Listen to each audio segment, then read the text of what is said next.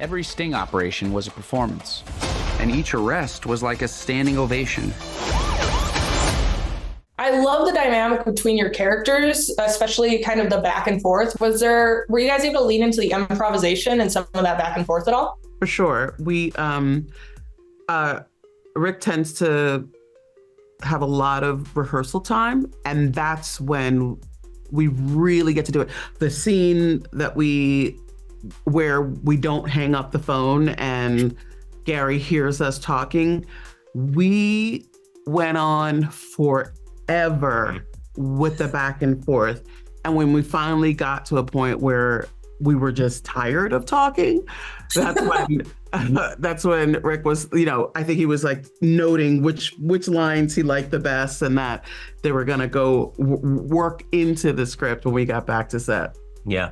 I said this earlier, but it's like a samurai sword. Mm-hmm. He just makes it sharper and sharper and sharper as we go on, because we're just really just throwing all sorts of stuff at the wall, and whatever sticks, that's what he takes. I love it. That's one of my favorite scenes. It was so funny to watch. Can you talk to me about working with Glen, who not only stars in this, but is also a co-writer and producer as well? Well, I didn't like it. It was super hard, actually. Yeah. He's lovely. Whatever you think it might be like to work with Glen, that's what it's like to work with Glen. Because he's just, he's lovely. He's a Texan boy, mm-hmm. like yourself. And so polite, charming, chivalrous, if you will. All of the things. He's great. Yeah. And he's always ready to go. He's very flexible or facile. So it's like, if Rick wants him to go left, he'll go left. If Rick wants him to go right, he'll go right. And he'll put all of himself into left or right or up or down or whatever. Yeah, what is this analogy that I'm doing? But he's just very he's very direct. What is this analogy that you're doing? No, we're getting into a metaphysical space here. What is time? What is space? What is Glen? What is Glen? Who is a hitman? That's so great. And then is there a specific moment that you maybe each remember where one of your castmates really knocked it out of the park as a scene partner and helped elevate your own performance? I think when Sanjay and I got to do our improving, I do well with someone who's really good at it. I feel like, that is not my strongest suit. So when somebody's kind of in it, I kind of get locked into what it is they're doing.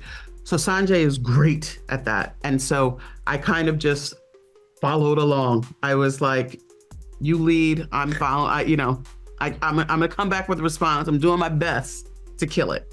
It's so funny because I felt the same way on my end. I was like, I'm good at responding. I'm not always good at driving. Right. And I thought you were really good at driving, and I was trying to just keep up with my responses. And so with that, we just had a great dynamic. So perfect. It was perfect. It was absolutely perfect. How does Richard stand out as a director from others you've worked with in the past? He's very calm. He doesn't yell. Mm-hmm. I don't know that I've ever seen Rick angry at anything.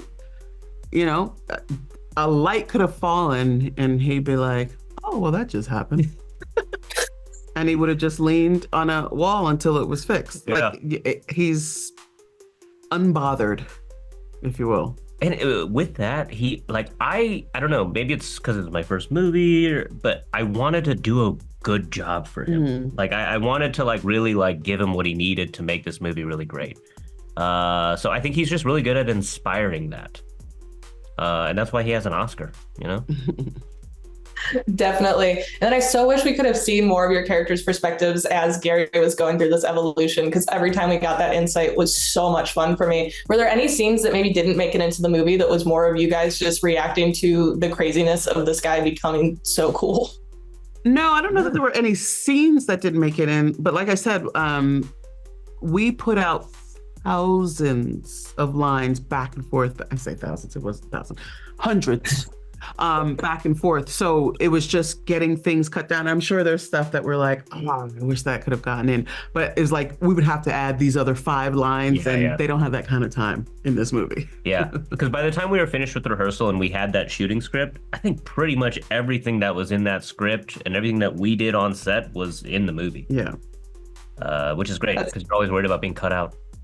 Well, I hope we get to see all of the lines that didn't make it, because that truly was one of my favorite parts of the movie. You both are fantastic. Thank you so much for taking the time to talk to me. I have to say real quick, Retta, Donna Meagle is my favorite Parks and Rec character. Oh, thank you. I appreciate it. Mine too. No. I realized not everyone fantasized about the same hitman. Okay, Daniel Day.